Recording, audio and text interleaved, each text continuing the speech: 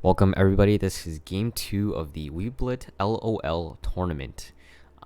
We've got on the blue side, team...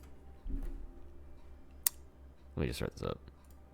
On red side, we have team T1 headed by Biomaki, who's playing Fizz, mid lane main. And then on red side, or on blue side, we have Captain Timo for Team TGC, which stands for Team Ghost Cleanse. He's playing a top lane champ this time around, normally known for his ranged top laners such as Timo, hence the name. I'll just be commentating this game and also the other games as well.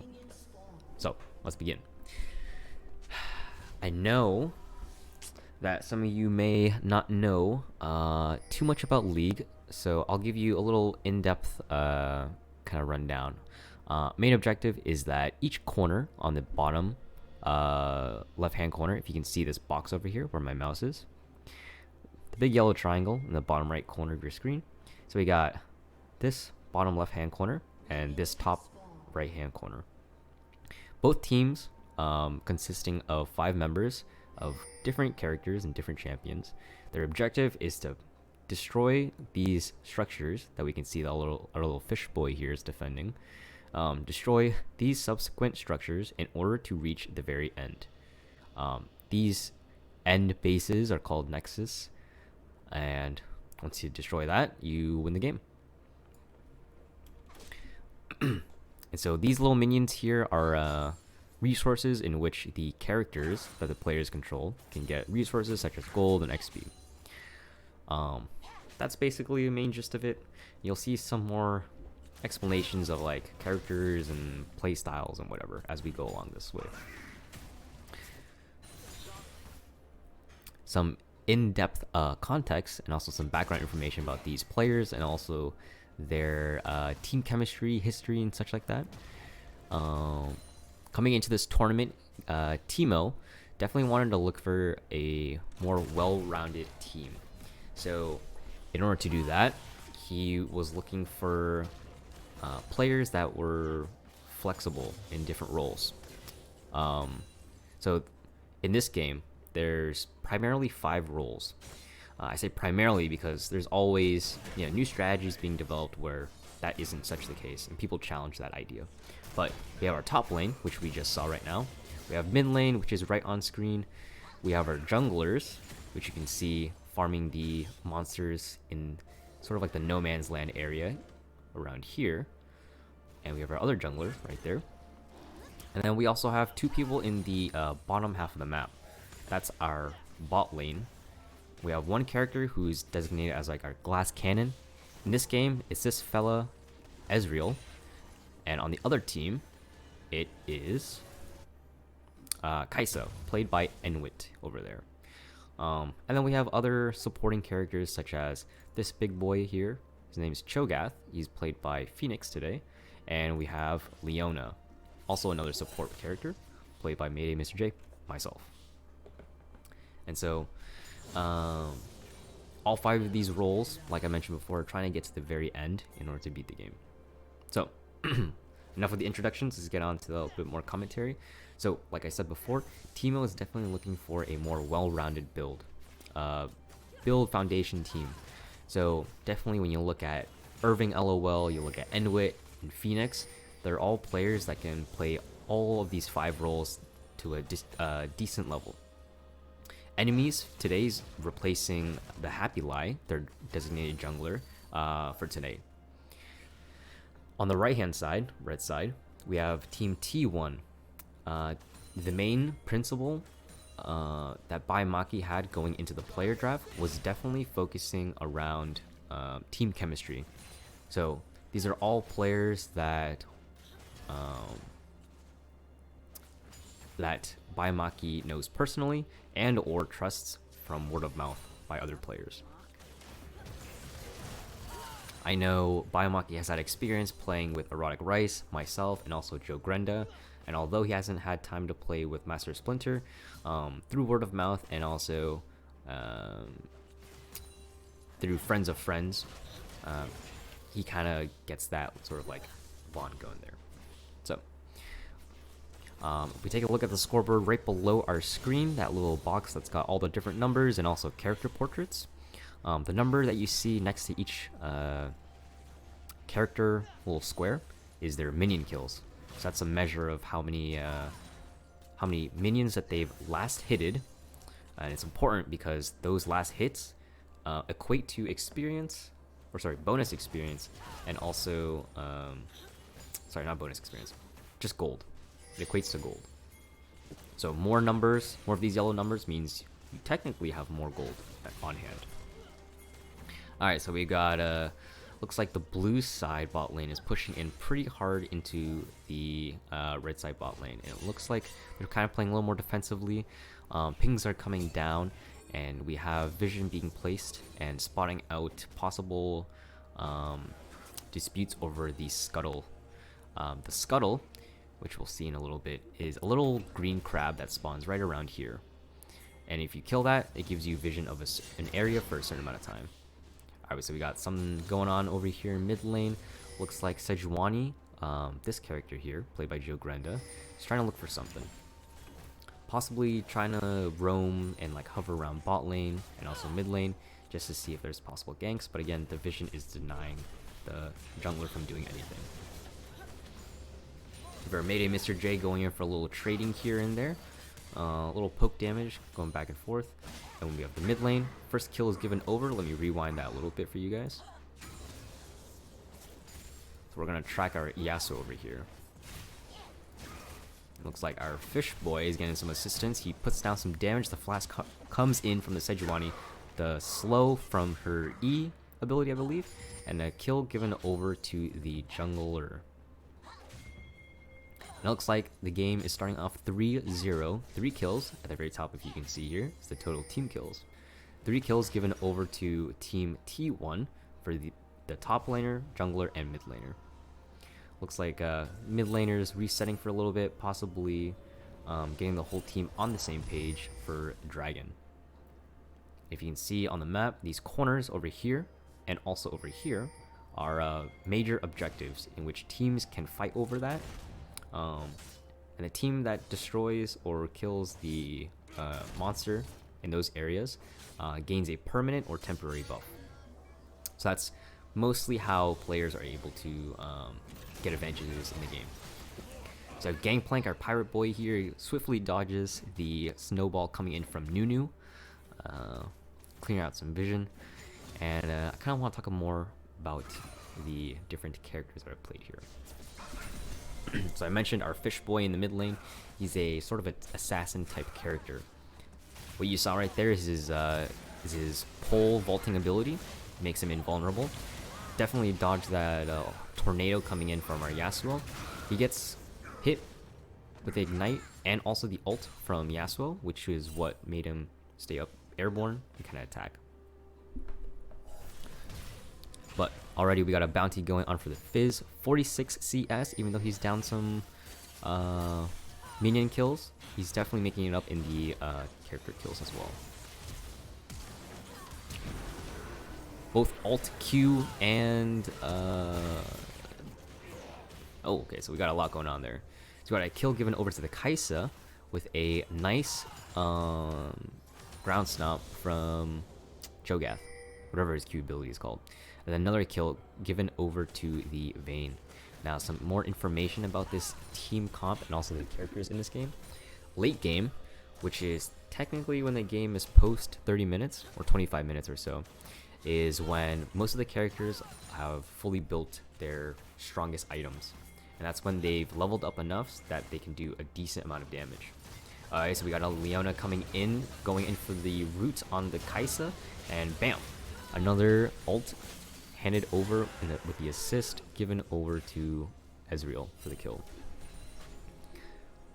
So like I mentioned before, we have Vayne as our late game carry. So both Vayne and Cho'Gath, once the game has progressed further enough, they should theoretically be able to be unstoppable in the game. So for T1, they want to shut down TGC's team comp and also end the game early. For T1, their main objective is to poke down the enemy quickly enough and also play around, I'm assuming their ADC, Erotic Rice. Ezreal, as you can kind of see from the glimpses we've gotten. Oh, okay, we got an ult assist from Ezreal, and another kill given over to the Fish Boy Fizz. But like what I was mentioning before, Ezreal, he's definitely a character that you want to have sort of going back and forth between the front line and the mid line. So you got your tanks, you got your Ezreal. You want him to be going back and forth between the front line. So that way he's poking enough damage onto the frontline carriers. It's like it's like the Nunu, the Cho'Gath, you know, just kind of poking at the tanks and whittling down their HP. So it makes it a lot easier for other players on T1's team, such as Gangplank, Fizz as well, to kind of go in for the clean sweep. Got a little mismatch going around with the camera. Okay. You can see here Sejuani's cleared her top side, going for the Gromps. Or sorry, going for the Krugs. Slow push coming in from the GP, possibly looking for a dive in the top lane. No vision for the Vayne to defend herself, so she might be in trouble here. Let's kind of stick around and watch a bit. Proccing the Demolish, got a big minion wave that Vayne's in trouble if she tries to approach. Okay, so Sejuani comes in. Ult comes down, the stun and barrel cannon barrage. Okay, Condemned to push back the Gangplank, but it's not enough. And a kill goes over to the Gangplank. Right now in the bot lane, we see Nunu coming in, dropping down that Herald that they were secured way earlier in the game. Take down the turret, and they're going in for another kill. Ooh, miscommunication from Leona and the Ezreal. Couldn't block the snowball coming in to stun and slow down the Ezreal. It looks like 2 kills given over to the Cho'Gath. One thing to note is that Cho'Gath, the support character played by TGC Phoenix, his ultimate ability is to consume and execute a champion. Oh, let's see right here. We got a little greed play coming in from the Sejuani, and exhaust put down, and looks like the kill is secured over. Flash comes down from the Sejuani, and it looks like both melee characters cannot keep up. The Assassin Fizz comes in for a little pole vault to scare away the enemy team. But it looks like both teams kind of want to back off for a bit, kind of regroup and regain their strength for, looks like, let's see. If you can see on the right hand side, we got little timers here. The main ones that you want to worry about is this purple one, called the Rift Herald, and it'll later become the Baron. We also have our gold one here, the various drakes that will spawn throughout the game. One drake has been secured by T1, and that's the Cloud Drake. You can see the buff that they have given over there. And then we have another drake over here, the Hextech Drake.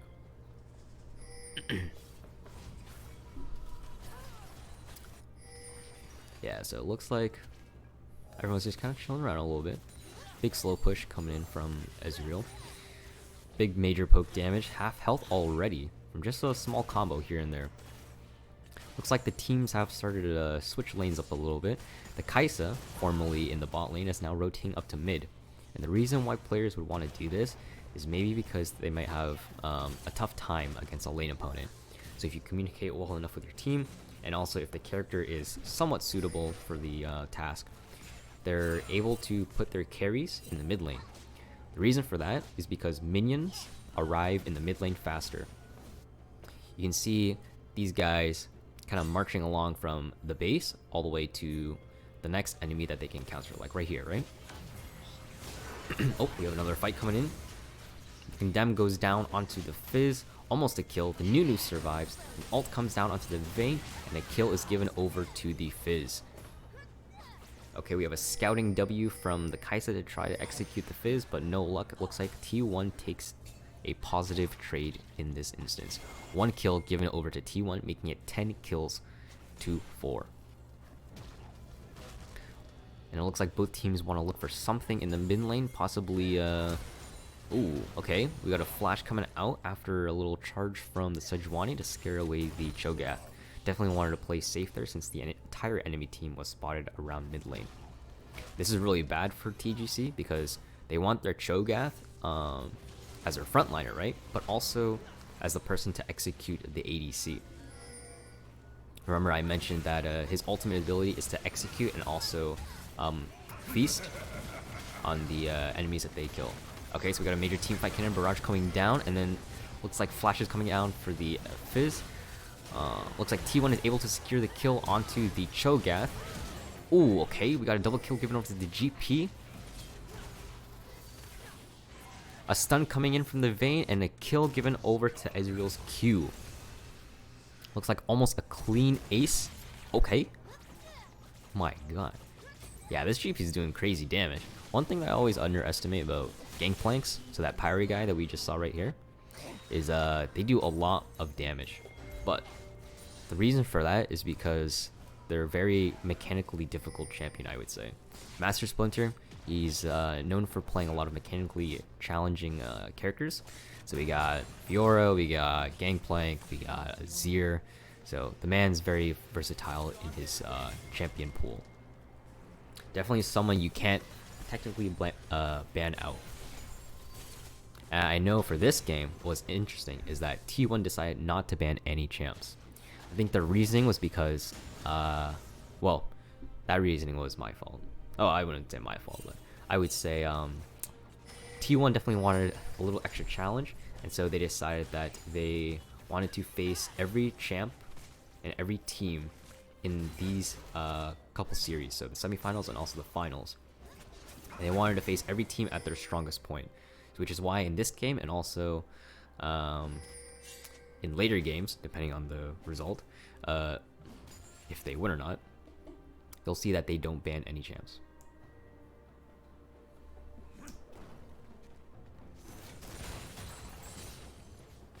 Okay, so we got some top lane pressure, kind of trying to secure some vision. Looks like Nunu overextends way hard, and despite the Rift Herald or the Scuttler being there, an ult comes down from the Fizz to try to assassinate the Nunu. Definitely a lot of escape in the snowball, so not much use out of there. Yasuo gets stunned by the ult and the passive by Sejuani, and a kill is given over.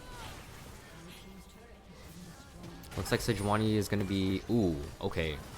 So she tries to go in back for the other characters. Okay, Ezreal definitely agrees for that kill. Gets punished super hard by the Nunu. And we again see a bit of a greed play from some of these characters.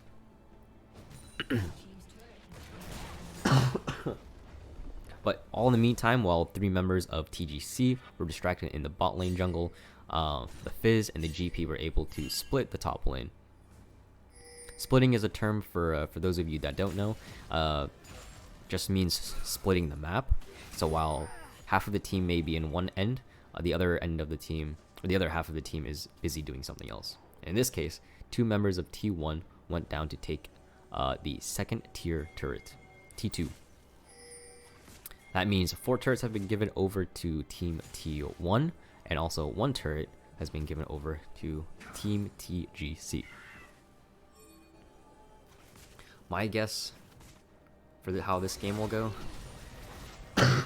well, I'm a little biased because I've already played this game, but my guess for how this will go is definitely seeing how the Nunu is overextending a lot, trying to find picks and engages and stuff like that. He's definitely going to be the reason why T1 is able to find picks on the other members of the team. You see, while Nunu goes in for snowballs, the way he's playing right now seems to be sort of like a hit and run style. So go in, do some damage, and then run away as fast as you can. But before on that, we got an ult coming in from the Ezreal, a double man stun from the Sejuani. Ults coming down left and right. We have Team T1 securing the Rift Herald, picking up some kills left and right with the Ezreal poke damage. GP is kind of getting caught in the crossfire, getting flanked from both sides, and a kill is given over to Joe Grenda on the Sejuani. Looks like Team T1 is definitely looking to push the mid lane, pop down this the Rift Herald. And you see it's this big purple crab-looking thing, also nicknamed Shelly. Shelly's going in for the charge to do some massive damage on the turrets, and a possible second charge is in store for Team T1 to get some major value out of this Rift Herald.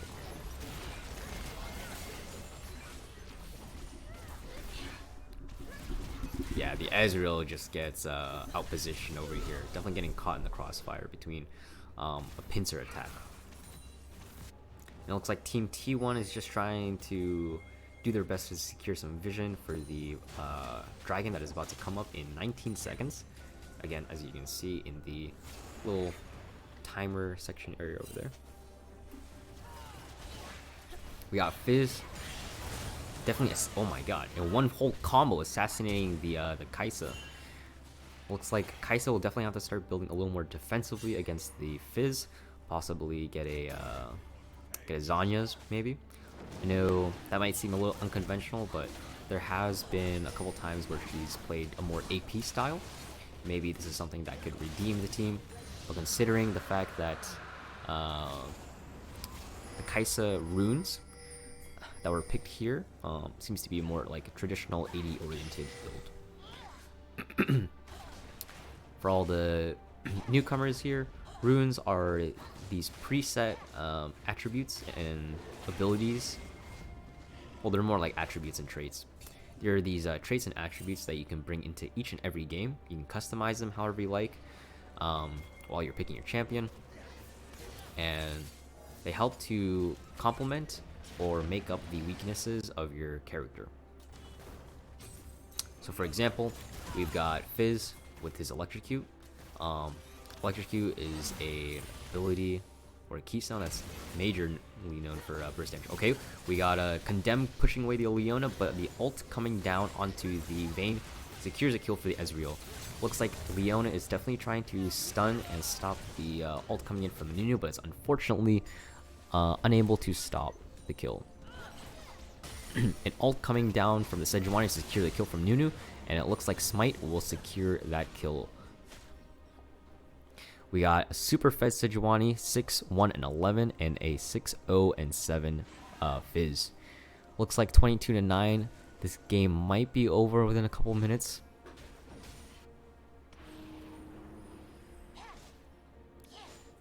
Prior to this game, I know Baimaki had some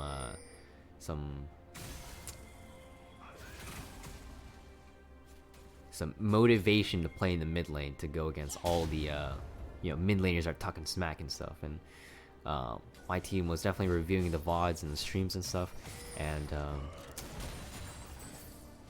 definitely wanted to go up against all the people, kind of show them who's boss.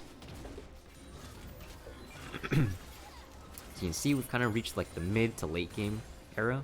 So instead of being oriented to each role's lane, everyone's kind of fishing around looking for minions and characters, little like resources that they can find, which is why you can see them going all over the place, taking the jungle monsters. Looks like Team T1 is trying to bait out the Baron.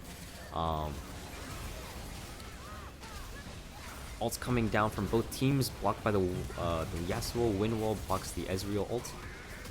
Okay. Okay. Oh my god, this is major for Team TGC.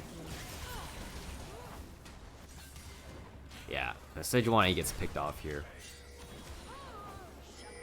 Definitely not enough of the carries were around during the time when the first engage was given over. When the first engage was passed over to Team TGC. And looks like after that Ace, they're just gonna be working on the Baron now. Looks like Gangplank, you can kind of see him from the side.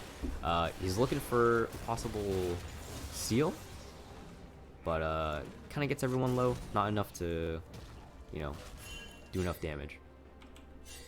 Looks like the entire team is warning the Gangplank not to advance any further in case of another pincer attack. My guess is that T1 in this stage, all they need to do is secure the Infernal Drake, which is the Drake that gives you massive damage buff. I think their plan is to secure that permanent buff first and then just kind of win every team fight from then on. TGC in this case, I think their main plan, because they have 2, 3, I would say 4 late game carries, You got the Yasuo when he reaches his, you know, often memed 110 power spike. Okay, we got a ult coming in from the Leona to slow down the Vayne. Hook goes wide, trying to predict the roll, but the kill is given over to the Ezreal, I believe. More stuns coming down to catch the Cho'Gath, and their frontliner is down. A clean escape for the Sejuani right over the wall to try to regroup with the rest of the team in the mid lane. And it looks like Team T1 are just looking to get the inhibitor. Yeah, I mean, they're just hunting at this point. Just walking up like, no, oh my god. Did you guys see that? That Gangplank barrel just did like a quarter or like a half of Yasuo's health bar. Yeah, so now Team T1 is just securing extra vision, trying to make it as foggy as possible for Team TGC. And if we see right here, we can kind of toggle between their visions. Oh, this is what Team TGC sees. So they only have that one ward, and they do have something on the dragon, but right now it's already been secured by the red team. And with that, that's Infernal Soul given over to Team T1. So with this, the Ezreal's poke damage becomes even more potent, especially against the Cho'Gath. We can take a look at some of their builds over here, just kind of as the game is progressing. Magi's Soul Stealer is a game that helps you snowball throughout the game. So on a character that kind of, you know, uses snowball to go all the way around, definitely kind of suiting a little bit. But you only want to take this item when you're either on a winning streak or, sorry, not a winning streak. You're on like a killing streak, you know. With having one death, I think it seems suitable that the Nunu would want to pick something like this. And with 10 stacks out of 25 possible ones, it gives you bonus like magic power. Or ability power, which is what it's called in this game. We had some classic builds here and there. Immortal Shield Bow for more sustain and more survivability for the Vayne and also the Yasuo. Kraken Slayer to take down the 2 tanks on Team T1 on the Kai'Sa. Oh my god, major movement speed. Nunu comes in for the snowball and assist that knocks up the Sejuani. The Yasuo comes in for an ult, and 2 ults coming in from the Leona and the Ezreal to come in to assist the kill onto the Yasuo. So it looks like that attempt at trying to engage on Team T1 is unsuccessful. Again, with that extra damage buff, it's not like they can survive much longer. With Team T1 splitting the map on top side and bot side, looks like they're looking to just distract top lane as much as possible. Major damage with the Fizz ult and the Gangplank ult. But it looks like the Team T1 is successful? Unsuccessful with the Nunu kill? Oh, yeah. The Q definitely saves the Nunu. Regains a lot of health from just executing a minion. But with that, they definitely distract Team TGC and manage to get a bot lane inhibitor turret. Ezreal's kind of staying around, poking damage. Kind of stalling out the team a little more. Nunu's kind of roaming around a bit. We can see our man over here. He's just running. Just rolling around with his extra movement speed, you know?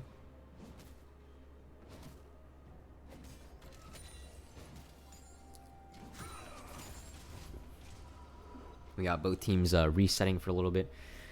Trying to see if the next objective... Let's see. 1.5 minutes for Baron and 3.5 minutes left over for Elder Soul.